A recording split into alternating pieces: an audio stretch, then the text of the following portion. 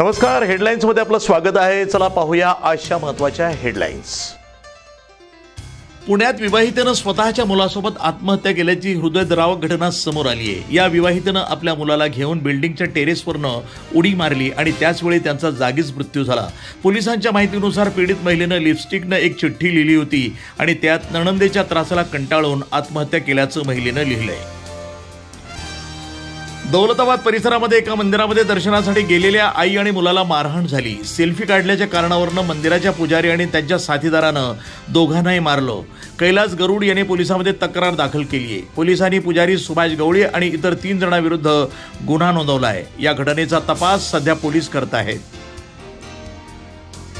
मुंबई उच्च न्यायालयानं झोपडपट्टी धारकांना मुंबई बाहेर काढू शकत नाही असं म्हटलंय। ज्या शहरामध्ये जागा आणि सेवांच्या बाबतीत असमानता दिसून येते तिथं शहराच्या बाहेर नव्हे तर शहराच्या आत झोपडपट्टीवासियांना घरं उपलब्ध करून देणं हे समानतेच्या दिशेनं उचललेलं एक पाऊल आहे असं मत उच्च न्यायालयानं DCPR 2024 चा नियम 17(3)(d)(2) हा रद्द करताना नकार देताना व्यक्त केलं। नंदुरबार जिल्ह्यामध्ये विजेंच्या कडकडाटासह पावसानं जोरदार हजेरी लावली, त्यामुळे नदी नाल्यांना पूर आलाय। नंदुरबार तालुक्यातील चौपाळे शिवारामध्ये कळपावर वीज पडल्यानं 26 मेंढ्या ठार झाल्या। नंदुरबार तहसील विभागाकडून या घटनेचा पंचनामा करण्यात आलाय। जालना जिल्ह्यामध्ये अतिवृष्टीमुळे शेतकऱ्यांचं मोठं नुकसान झालंय, ज्यामध्ये शासकीय अनुदानामध्ये 100 कोटी रुपयांचा घोटाळा उघडकीस आलाय।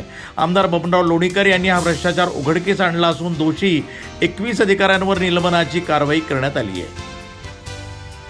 राष्ट्रवादीचे नेते आणि माजी मंत्री धनंजय मुंडे यांना मुंबई उच्च न्यायालयामध्ये धक्का बसला। कनिष्ठ न्यायालयानं करुणा मुंडे यांच्या प्रकरणातील कोर्टातील याचिका रद्द करावी यासाठी त्यांनी धाव घेतली होती। न्यायमूर्ती मंजुषा देशपांडे यांनी करुणा मुंडेच्या पोटगीतील 50% रक्कम देण्याचे निर्देश दिले। मुंबईच्या लोकल ट्रेनमध्ये प्रवास करणाऱ्या महिलांमध्ये तुंबळ हाणामारी झाल्याची एक धक्कादायक घटना समोर आली आहे। लोकल रेल्वेमधील महिला डब्यातला एक व्हिडिओ सोशल मीडियावर मोठ्या प्रमाणात व्हायरल होत आहे, ज्यामध्ये किरकोळ वादाचं रूपांतर थेट जोरदार मारहाणीमध्ये झाल्याचं दिसतंय। एकमेकांना शिवीगाळ करत, केस ओढत आणि चापटाबुक्क्यांचा वर्षाव करत महिलांनी परस्परावर जबरदस्त हल्ला केलाय। अमरावती जिल्हा मध्यवर्ती सहकारी बँकेचे अध्यक्ष बच्चू कडू यांना मोठा धक्का बसलाय। न्यायालयीन शिक्षेच्या पार्श्वभूमीवर विभागीय सहनिबंधकांनी त्यांना बँकेच्या अध्यक्षपदावरून अपात्र ठरवले। या निर्णयामुळे जिल्ह्यातील सहकारी बँक राजकारणामध्ये खळबळ उडाली आहे। बँकेचे संचालक हरिभाऊ मोहोड आणि त्यांच्या गटानं बच्चू कडू विरोधात अपात्रतेची याचिका दाखल केली होती। पुणे महापालिकेच्या समान पाणी पुरवठा योजनेअंतर्गत लवकरच नागरिकांना डमी पाणी बिल पाठवण्याचा प्रस्ताव आहे। प्रत्यक्ष बिल आकारणी सुरू करण्यापूर्वी नागरिकांना त्यांच्या पाणी वापराची आणि मीटरप्रमाणे येणाऱ्या बिलाची माहिती व्हावी या उद्देशानं ही अभिनव संकल्पना राबवण्यात येणार आहे।